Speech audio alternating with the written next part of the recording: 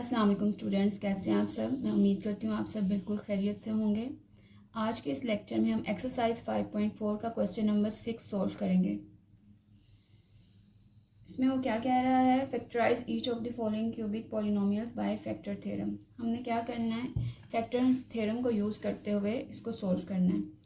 अब सबसे पहले हमने क्या देखना होता है कि इसके कांस्टेंट टर्म जो है उसके कितने फैक्टर्स हैं, और उसके बाद हमने क्या देखना होता है कि जो लीडिंग कोफिशिएंट टर्म है उसके कितने फैक्टर हैं। इसको हम पी का नाम देते हैं और इसको हम क्यू का नाम देते हैं। सबसे पहले हम ऊपर क्या लिख लेंगे, possible factor of constant term. अब कांस्टेंट टर्म हमारे पास क्या है, पी इक्वल्स टू 24, और इसके पॉसिबल फैक्टर्स क्या हो जाएंगे, +-1 +-2 +-3 +-4 +-6 +-8 +-12 +-24। अब तक हम इतने क्वेश्चन सॉल्व कर चुके हैं। फैक्टर का मतलब तो अच्छी तरह से पता चल गया होगा, एक दफ़ा हम दोबारा रिवाइज कर लेते हैं। फैक्टर ऐसी वैल्यू कहते हैं जो दूसरी वैल्यू को, दूसरे नंबर को कम्प्लीटली डिवाइड कर दे और उसका रिमाइंडर 0 आए। तो ये 24 के सब फैक्टर्स हैं, मतलब कि 24 इन सब नंबर्स पे कम्प्लीटली डिवाइड होते हैं।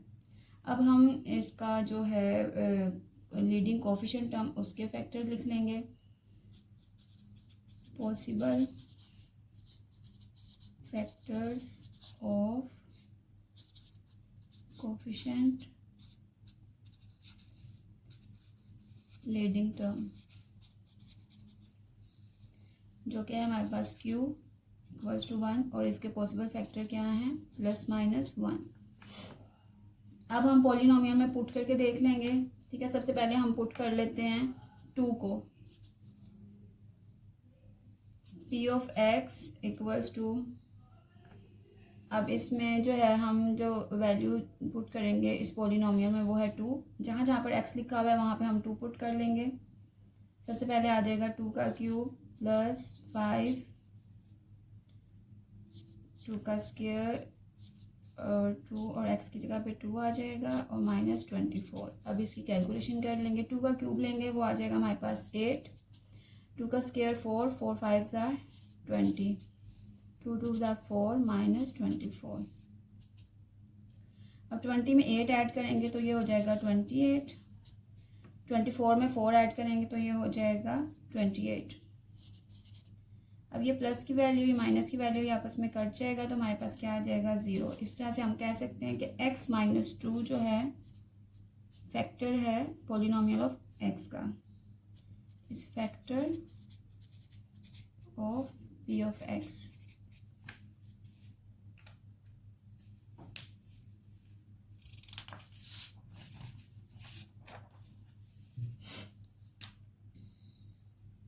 अब हम इसमें -3 को पुट करके देख लेते हैं, x इक्वल्स टू -3। अब जहाँ जहाँ पे x लिखे हैं वहाँ पे -3 लिखेंगे हम। p of x equals to -3, यहाँ पे हम लिख लेंगे -3। अब जहाँ जहाँ पे x है वहाँ पे जब -3 पुट करेंगे तो ये क्या आ जाएगा, -3 का क्यूब +5 -3 का स्क्वायर -2 -3 -24। अब इसकी कैलकुलेशन कर लेंगे। -3 का जब क्यूब लेंगे तो ये आ जाएगा -27, 3 का स्क्वायर लेंगे ये आ जाएगा 9, 9 5 ज़ार 45, माइनस माइनस प्लस हो जाएगा, 3 2 ज़ार 6 -24। 45 में से 27 को जब माइनस करेंगे तो हमारे पास आ जाएगा 18। 24 में से 6 को जब माइनस करेंगे तो हमारे पास आ जाएगा -18। इस तरह से ये प्लस की वैल्यू है या माइनस की वैल्यू है, ये आपस में कट जाएगी, बाकी हमारे पास बच गया 0। हम कह सकते हैं कि x + 3 is factor of p of x। अब हम 4 को पुट करके देख लेते हैं। p ऑफ x में हम 4 को जब पुट करेंगे तो देखते हैं क्या हमारा आंसर आता है। 4 का क्यूब प्लस 5 4 का स्क्वायर माइनस 2 4 माइनस 24। 4 का क्यूब लेंगे ये आ जाएगा 64, 5 का स्क्वायर लेंगे ये आ जाएगा 16, 16 5 ज़ा 80, 4 2 ज़ा 8 और 24। 64 में 80 को जब हम ऐड करेंगे ये आ जाएगा 144, 24 में 8 को ऐड करेंगे ये आ जाएगा 32। 144 में से जब हम 32 को माइनस करेंगे ये आ जाएगा हमारे पास 112, जो कि नॉट इक्वल टू 0। तो हम क्या कहेंगे कि x minus 4 is not factor of p of x। इस तरह से क्वेश्चन नंबर 6 हमारा कंप्लीट हो गया है। एक दफ़ा दोबारा देख लेते हैं। हमें एक क्यूबिक पॉलिनोमियल दी गई थी और कहा गया था कि इसको फैक्टर थ्योरम यूज़ करते हुए सॉल्व करें। फैक्टर थ्योरम में हम क्या करते हैं, हम एक कांस्टेंट टर्म जो है उसके पॉसिबल फैक्टर्स लिख लेते हैं और जो लीडिंग कोफिशिएंट टर्म है उसके पॉसिबल फैक्टर्स लिख लेते हैं। उसके बाद इस पॉलिनोमियल में x की वैल्यू मतलब कि ये इनमें से कोई से भी 3 फैक्टर्स लेके इसकी कैलकुलेशन करते हैं। फिर जिसका आंसर हमारे पास 0 हो वो इसका फैक्टर कहलाया जाएगा इस पॉलिनोमियल का, और जिसका आंसर 0 नहीं होता वो इस पॉलिनोमियल का फैक्टर नहीं होगा। सबसे पहले मैंने क्या किया, मैंने 2 को लिया, इसको जब इसमें पॉलिनोमियल में पुट किया तो मेरे पास आंसर आ गया 0। इसका मतलब ये है कि x माइनस 2 जो है वो फैक्टर है पॉलिनोमियल, इस पॉलिनोमियल का।